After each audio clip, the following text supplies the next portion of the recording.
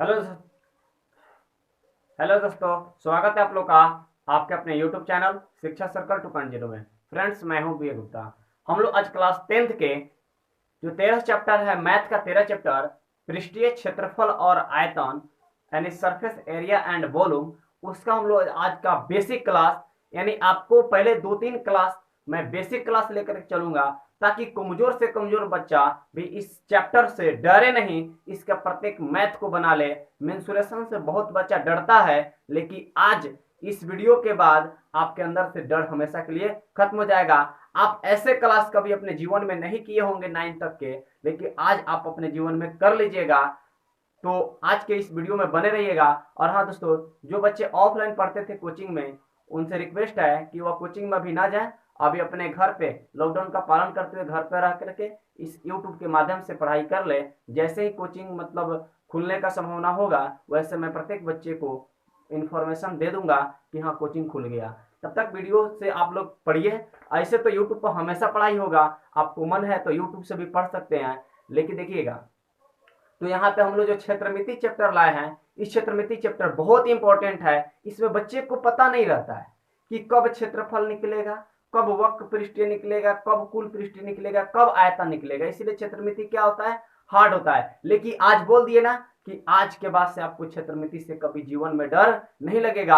आप जब कंपटीशन में जाइएगा रेलवे एसएससी की तैयारी करने के लिए, वहां पे भी कहिए कि हाँ हम पढ़े हैं, बहुत अच्छा से पढ़े हैं। आपको कभी जीवन में दिक्कत नहीं होगा इस मैथमेटिक्स के और इस क्षेत्रमिति से। तो चलिए फ्रेंड्स, हम लोग देखते हैं। हाँ, और फ्रेंड्स देखिए, अगर आप चैनल पर नया हैं तो चैनल को सब्सक्राइब कर लीजिए। अगर नहीं करिएगा तो लास्ट में तो आपको करना पड़ेगा, जब क्लास समझ में आएगा तो चैनल सब्सक्राइब करके जाइएगा।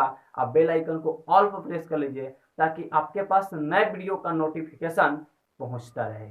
और आप इस वीडियो को, जितने वीडियो है उसको ज्यादा से ज्यादा अपने मित्रों के पास शेयर करिए ताकि वो भी इस महामारी में भी मैथमेटिक्स का, साइंस का, प्रत्येक सब्जेक्ट का लाभ उठा सके। तो चलिए चलते हैं चैप्टर की ओर। हम लोग का चैप्टर है क्लास 10th के 13वां चैप्टर, जो पृष्ठीय क्षेत्रफल, आपकी किताब में लिखा होगा पृष्ठीय क्षेत्रफल और आयतन। उसी को हम लोग मेंसुरेशन कहते हैं। अब देखिएगा, मेंसुरेशन में इतना ही नहीं होता है, मेंसुरेशन में बहुत पार्ट होता है। यानी आपको बोला जा सकता है कि क्षेत्र जो मिति है, क्षेत्रमिति जिसको इंग्लिश में क्या कहते हैं, मेंसुरेशन, यह क्षेत्रमिति का 2 पार्ट होता है। कितना पार्ट होता है, 2 पार्ट होता है। एक आपका पार्ट होता है 2D, एक पार्ट आपका होता है 3D। अब देखिए सर, ये 2D क्या है, 3D क्या है, तो चलिए यही तो बताना है कि जिस दिन आपको 2D और 3D समझ में आ गया, उस दिन से आपके अंदर से मेंसुरेशन का डर ही खत्म हो जाएगा। तो चलिए अब हम लोग देखते हैं 2D। तो देखिए 2D क्या होता है, इसका नाम है 2D, यानी इसका फुल फॉर्म होता है टू डायमेंशनल सेट।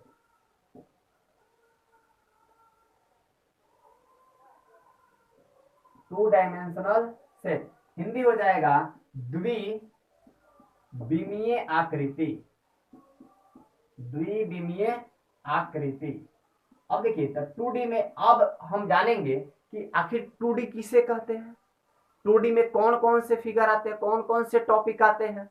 तो 2D उसे कहते हैं कि वह आकृति जिसमें सिर्फ लंबाई और चौड़ाई होती है। आप लोग ऐसे तो लिखते जाइएगा, लेकिन जब परिभाषा बोलेंगे ना तो यहाँ पर 2D लिख करके उनका डेफिनेशन लिखिएगा। यानी 2D का आपका यहाँ पर डेफिनेशन लिख लीजिएगा। 2D का डेफिनेशन होगा कि वह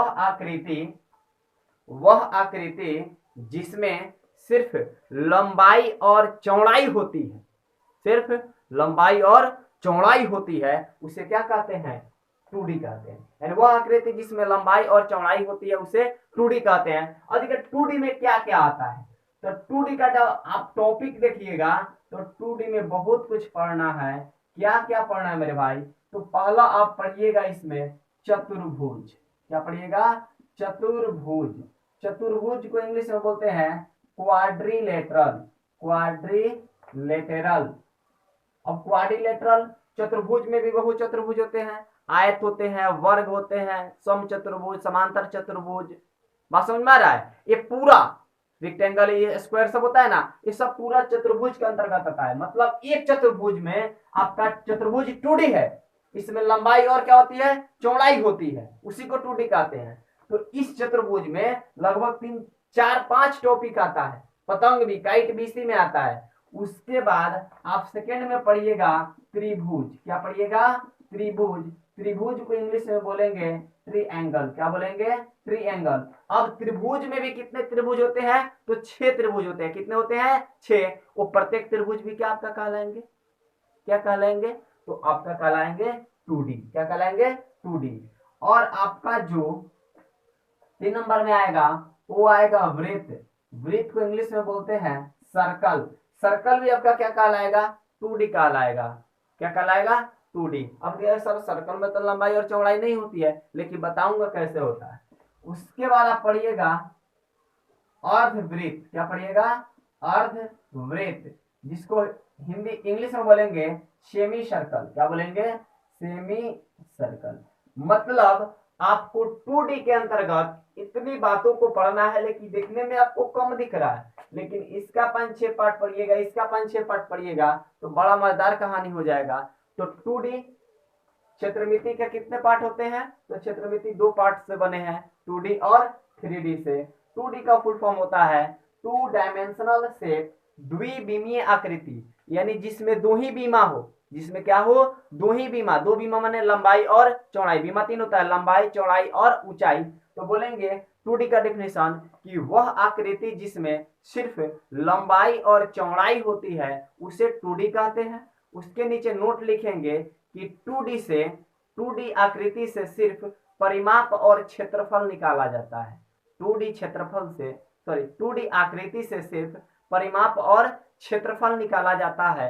उसके बाद आपको 2D के अंतर्गत किन कौन कौन से टॉपिक आते हैं ये पूरा का नाम आप लोग लिख लीजिए। उसके बाद हम लोग यहाँ को यहाँ पर 2D के बारे में तो 13 चैप्टर में नहीं पढ़ना है, यहाँ पे पढ़ना है 3D के बारे में। लेकिन जब तक इस सबका फॉर्मूला नहीं याद होगा तब तक मैथमेटिक्स कंप्लीट नहीं होगा। लेकिन ये सारी बातों को लगभग आपको 9th क्लास तक पढ़ लेना था। 8th क्लास में चतुर्भुज, त्रिभुज, 9th में सब पढ़ना है, वृत्त पढ़ना है।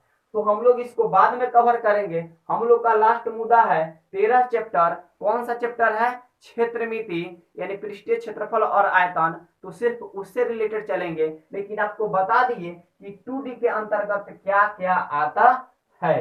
तो अब हम लोग देखेंगे 3D क्या होता है। तो अब एक दूसरे के कॉम्बिनेशन से पढ़ेंगे। तो आप लोग इसका स्क्रीनशॉट लीजिए। तो अब हम लोग देखते हैं 3D क्या होता है, और इसी 3D पर तो आपका चैप्टर है। वीडियो में बने रहिए, बोर फीलिंग ना होगा आपको, तो शुरुआत है, आगे बढ़िए क्या होता है। अब हम लोग देखेंगे 3D। 3D को इंग्लिश में बोलेंगे, इसका फुल फॉर्म होगा 3 डायमेंशनल शेप। 3 डायमेंशनल शेप, इसको बोलेंगे हिंदी में त्रिविमीय आकृति। इसका नाम है त्रिविमीय आकृति, यानी जिसमें 3 बीमा हो। बीमा माने लंबाई, चौड़ाई और ऊंचाई, उसे क्या कहते हैं, 3D कहते हैं। 3D आप ऐसे लिखिएगा।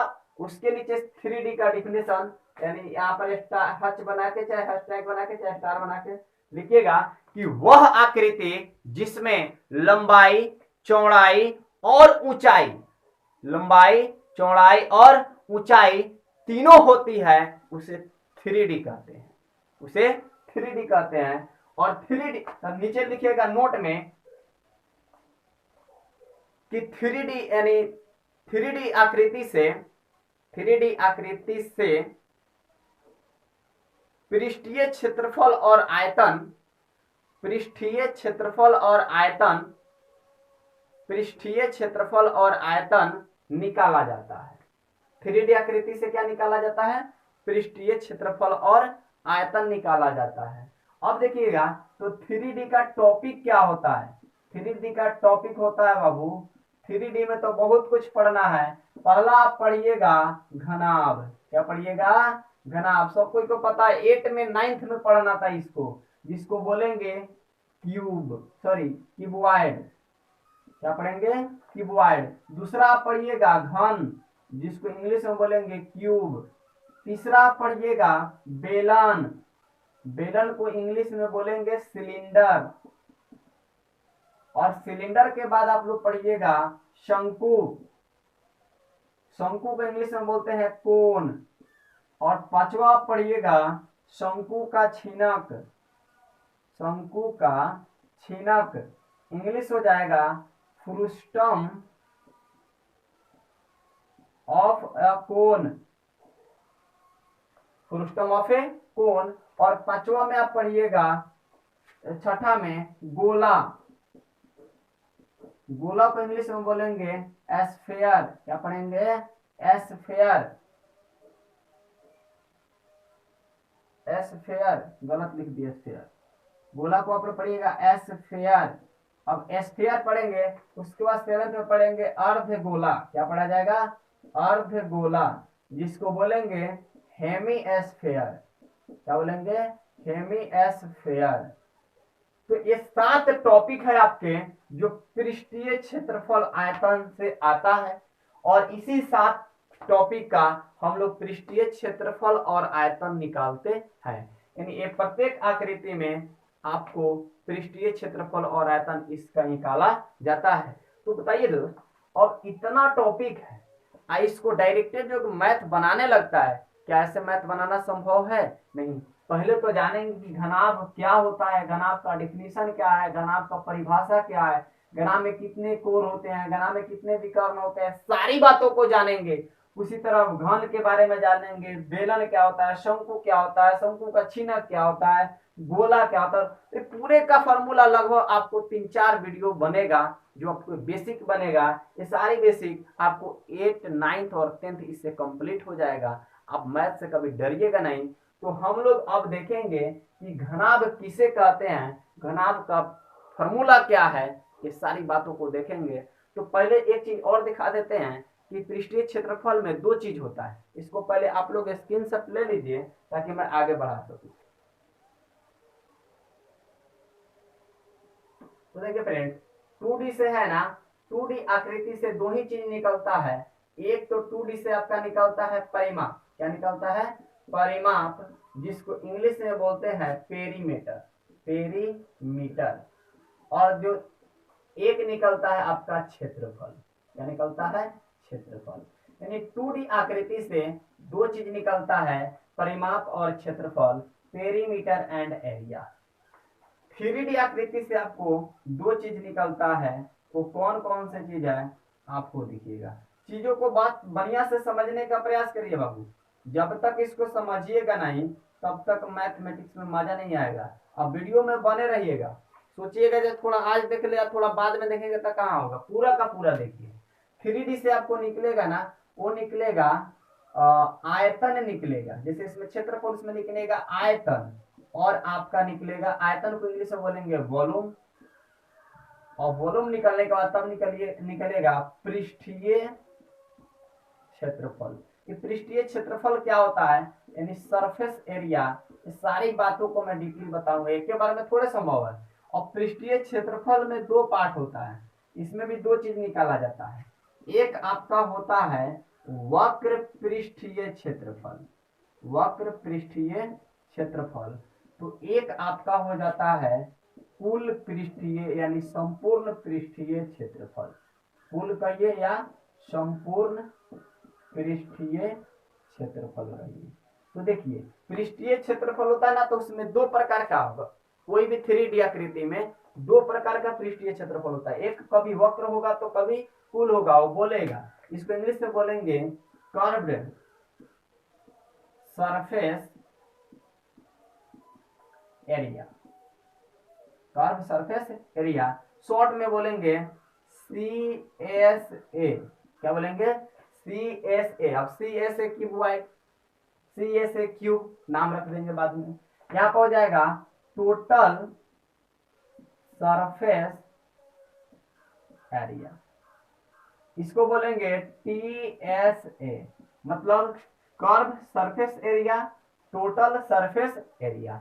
मतलब क्या है कि 2D आकृति से आपको 2 ही चीज निकलेगा, परिमाप और क्षेत्रफल, पेरीमीटर एंड एरिया। और 3D आकृति से आपका वॉल्यूम एंड सरफेस। सरफेस मतलब सरफेस एरिया। सरफेस एरिया निकलेगा। और सरफेस एरिया का आपका दो पार्ट होता है, एक होता है वक्र पृष्ठीय जिसको इंग्लिश में बोलते हैं कर्व सरफेस एरिया, एक होता है कुल पृष्ठीय क्षेत्रफल जिसको बोलते हैं टोटल सरफेस एरिया। अब हम लोग जानेंगे कि घनाभ क्या होता है, और जब घनाभ पढ़ लेंगे उसके बाद प्रत्येक पार्ट को, जितना 7 पार्ट है ना आपका, घन घना बेलन शंकु, सबका फॉर्मूला हम लोग बनाएंगे। तो आप लोग पहले इसका स्क्रीनशॉट लीजिए। तो आज क्या बोलेंगे, सी एस ए। अब सी एस ए क्यूब हुआ, सी एस ए क्यूब नाम रख देंगे बाद में। यहाँ पर हो जाएगा टोटल सरफेस एरिया, इसको बोलेंगे टी एस ए, मतलब curve surface area, total surface area. मतलब क्या है कि 2D आकृति से आपको दो ही चीज निकलेगा, परिमाप और क्षेत्रफल, पेरीमीटर एंड एरिया। और 3D आकृति से आपका वॉल्यूम एंड सरफेस, सरफेस मतलब सरफेस एरिया, सरफेस एरिया निकलेगा। और सरफेस एरिया का आपका दो पार्ट होता है, एक होता है वक्र पृष्ठीय जिसको इंग्लिश में बोलते हैं कर्व सरफेस एरिया, एक होता है कुल पृष्ठीय क्षेत्रफल जिसको बोलते हैं टोटल सरफेस एरिया। अब हम लोग जानेंगे कि घनाभ क्या होता है, और जब घनाभ पढ़ लेंगे उसके बाद प्रत्येक पार्ट को, जितना 7 पार्ट है ना आपका, घन घना बेलन शंकु, सबका फॉर्मूला हम लोग बनाएंगे। तो आप लोग पहले इसका स्क्रीनशॉट लीजिए। तो आगे फिर देखते हैं।